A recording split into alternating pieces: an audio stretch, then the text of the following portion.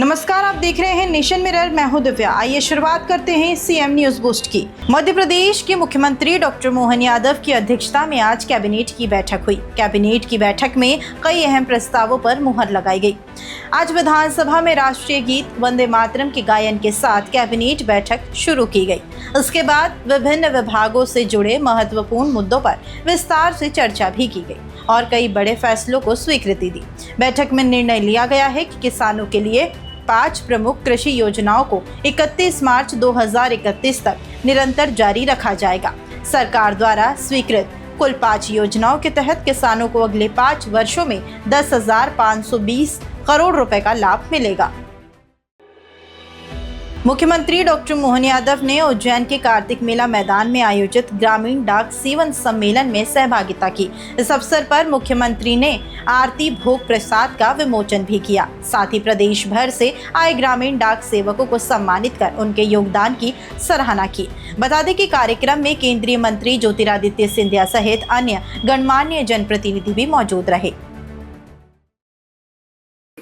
आज का ये कार्यक्रम वाकई अद्भुत है। 1854 में अंग्रेजों के शासन काल में ये जो सिलसिला चालू हुआ, उसके पहले भी था, लेकिन वो अलग रूप में था। लेकिन आज के इस दौर में, बदलते समय में जोरदार अभिनंदन नरेंद्र मोदी जी का करें, माननीय प्रधानमंत्री श्रीमान नरेंद्र मोदी जी का, जिनके नेतृत्व में घर घर तक अलग अलग प्रकार की कितनी सुविधाओं को जोड़ने का प्रयास किया। डीबीटी के माध्यम से जिस प्रकार से सुविधा पहुंचा जा रही है, ये डीबीटी तो हमारे डाकिये घर पहुंच पहले से ही करते थे। जोरदार अभिनंदन आप सबके लिए भी। भारत सरकार की, मध्य प्रदेश सरकार की सामाजिक चेतना के लिए जो आपकी भूमिका है, वो वाकई अतुलनीय है। किसी से इसकी कोई तुलना नहीं हो सकती है। अद्भुत भूमिका है।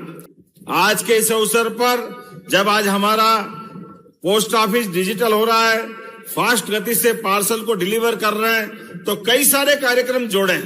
ऐसे में अभी अभी यहां से बाबा महाकाल और ओंकारेश्वर महादेव दोनों का प्रसाद का नया कार्यक्रम भी चालू हुआ है।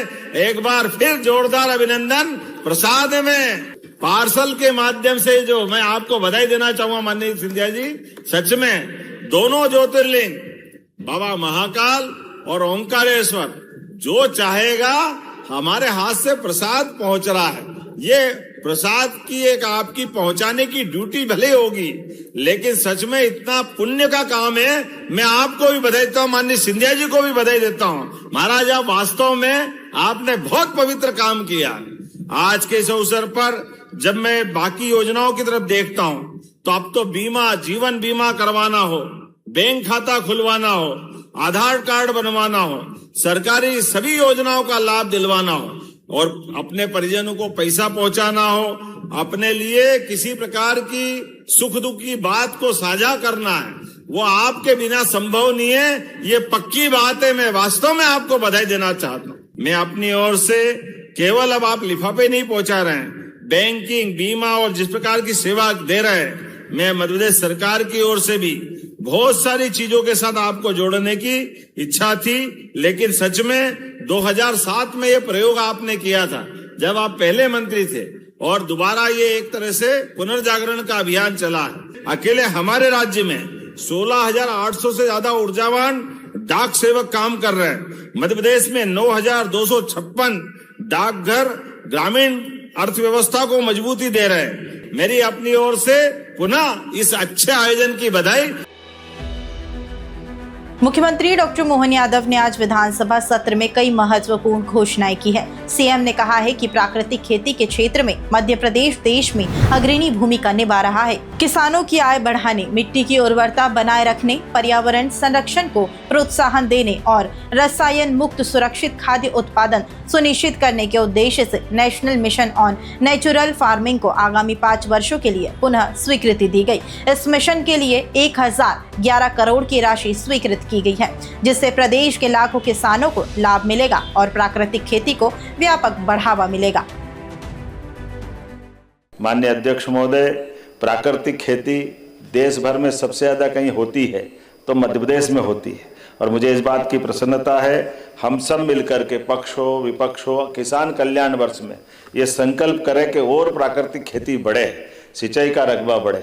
इसलिए भी हमारी सरकार ने इस योजना के माध्यम से उत्पादन में बढ़ाना, मिट्टी की उर्वरता बनाए रखना, पर्यावरण की सुरक्षा रखना, रसायन से मुक्त खाद्य उत्पादन में भारत सरकार द्वारा सहायित national mission on natural farming mission पे ये योजना का पुनः 5 साल के लिए नवीनीकरण कर रहे हैं, जिसके माध्यम से लाखों किसानों को फायदा होगा। इसके लिए भी 1111 करोड़ रुपए लगभग हम मंजूर कर रहे हैं। आज मैं अपनी ओर से प्राकृतिक खेती के लिए सभी किसानों को प्रेरित करने वाली इस योजना के माध्यम से किसानों को बधाई देना चाहता हूं, प्रदेश की जनता को बधाई देना चाहता हूं। माननीय अध्यक्ष महोदय, तिलहन मिशन, दलहन मिशन, इसमें हमारा राज्य बहुत अग्रणी भूमिका में है। ऐसे में तिलहन उत्पादन को बढ़ावा दे करके आयातित खाद्य तेलों पर भारत की निर्भरता कम हो, मध्य प्रदेश इसमें अपनी अग्रणी भूमिका निभा रहा है, जिसमें हमने किसानों की आय को बढ़ाने के लिए खास करके 1793.87 करोड़ की योजना हमने निरंतरता रखने का निर्णय किया है। राष्ट्रीय खाद्य तेल मिशन के लिए मैं राष्ट्रीय खाद्य तेल मिशन की इस योजना को मध्य प्रदेश सरकार के साथ हमारी राज्य की भी जो कंट्रीब्यूशन है, इसको मंत्रिपरिषद के माध्यम से अनुमोदन चाहा गया था, यह आज दिया गया है। मैं बधाई देना चाहूँगा अपने राज्य के सभी के इससे जुड़े हुए सभी पक्षों को। माननीय अध्यक्ष महोदय, ये 5 योजना मिला करके जो मैंने अलग अलग क्रमशः बताई है, इसमें हम लगभग अपने राज्य में आज जिसकी मंजूरी मिली 10,493.60 करोड़ की वित्तीय आकार की ये बड़ी योजना मंजूर की गई है। और भावांतर और उड़द का वो अलग से है जो मैंने बताया है। सब मिलाकर के हम इसमें बड़े टारगेट की तरफ आगे बढ़ रहे हैं, जिसमें एक प्रदेश के लगभग 1.25 करोड़ से ज़्यादा किसानों को फायदा मिलेगा। मध्य प्रदेश के मुख्यमंत्री डॉक्टर मोहन यादव और केंद्रीय रेल मंत्री अश्विनी वैष्णव ने भोपाल स्टेशन से 2 नई ट्रेनों का शुभारंभ किया है, जहां भोपाल धनबाद एक्सप्रेस और भोपाल चोपन एक्सप्रेस को हरी झंडी दिखाकर रवाना किया गया। इस कार्यक्रम में केंद्रीय रेल मंत्री वर्चुअली शामिल हुए। भोपाल धनबाद भोपाल त्रि-साप्ताहिक एक्सप्रेस 27 फरवरी से भोपाल से और 1 मार्च से धनबाद से नियमित रूप से संचालित होगी। वहीं दूसरी तरफ भोपाल चोपन भोपाल साप्ताहिक ट्रेन 1 मार्च से भोपाल से और 2 मार्च 2026 से चोपन से चलेगी। इस ट्रेन के शुरू होने से यात्रियों को बेहतर कनेक्टिविटी और सुविधा मिलेगी। भोपाल से कनेक्टिविटी का बड़ा अभाव था, ऐसे में हमारी सरकार ने हवाई सेवाओं के माध्यम से, डेली टूरिज्म के माध्यम से विमान सेवा भी प्रारंभ की। लेकिन विमान में हर एक कोई नहीं बैठ सकता है। आम जनता का साधन तो रेलवे का कनेक्टिविटी यातायात का बड़ा साधन होता है। ऐसे में रेल की ये सौगात मैं माननीय मंत्री रेलवे श्रीमान अश्विनी वैष्णव जी को बधाई देना चाहूँगा। इसी अवसर पर माननीय नरेंद्र मोदी जी की सरकार, माननीय मोदी जी के नेतृत्व में लगातार मध्य प्रदेश सरकार को एक के बाद एक सौगातें मिलती जा रही है। आज मैं यहाँ से हमारे सांसद आलोक शर्मा जी, रीवा, सीधी, सतना, पूरे क्षेत्र के हमारे सारे जनप्रतिनिधि, दोनों उप मुख्यमंत्री, मंत्री और हम सब ने मिलकर के इस बड़ी सौगात का, उदाहरण के लिए हमारी मंत्री राधा सिंह, वो कहती कि मैं सिंगरौली से मुझे जब भोपाल आना है तो 3 घंटे बाय रोड वो रीवा पहुंचती, फिर वहां से ट्रेन पकड़ करके आती थी। ऐसे वो नहीं, ऐसे कई सारे लोगों को ये भारी कठिनाई का साधन था।